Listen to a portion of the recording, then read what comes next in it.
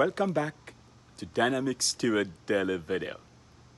Today we are reading from Psalm 132.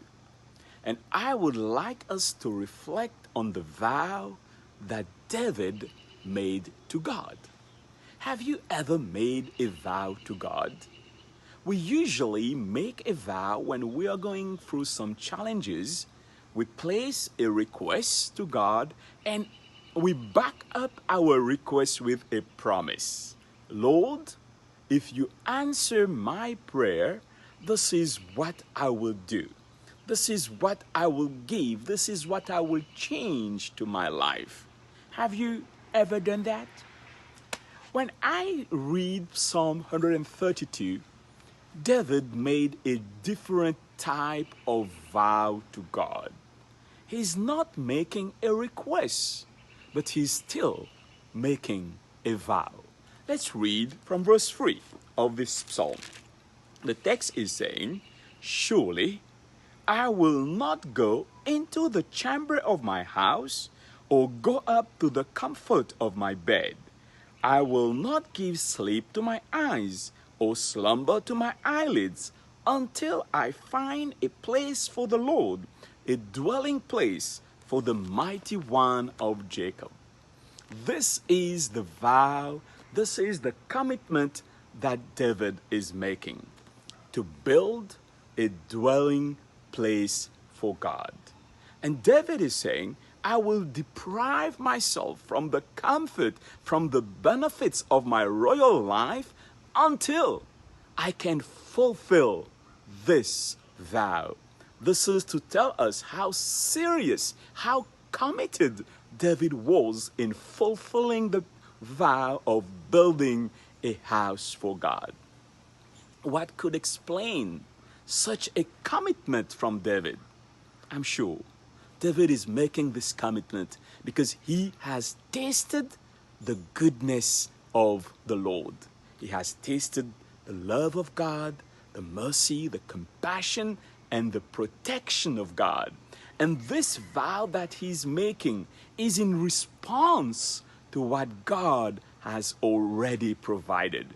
He's not making an additional request to God, but he's saying, because of what you have already given, that's why I'm making a vow to serve you and to build a dwelling place for you in Jerusalem. You and I, we are also tasting God's goodness.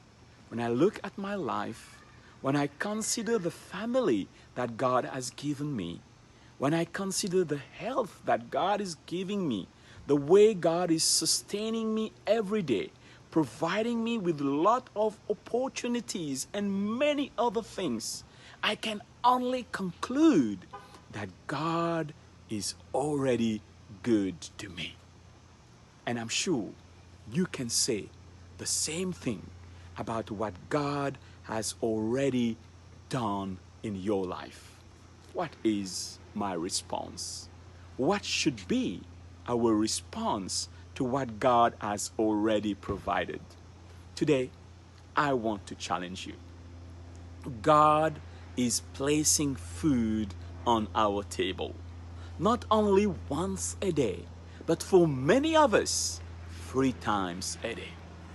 Because of what God is doing, placing food on our table, let us make a commitment.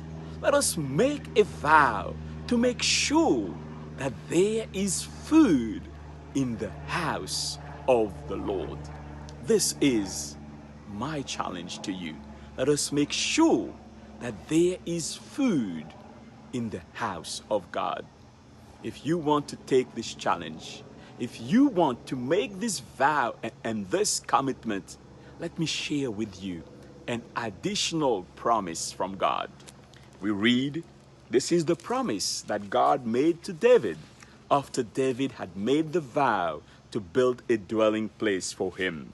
We read in verse 12, "If your sons will keep my covenant and my testimony, which I shall teach them, their sons also shall sit upon your throne forevermore." God is saying to David, because you have vowed, because you have committed yourself to build a dwelling place for me, I'm also making another vow to you. I will ensure your future and the future of your family. Friends, we are going through uncertain time, and God has this promise.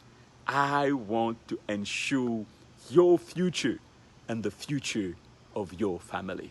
Let us not miss this part, this additional part of God's blessing. This is the cycle of blessing. We are blessed.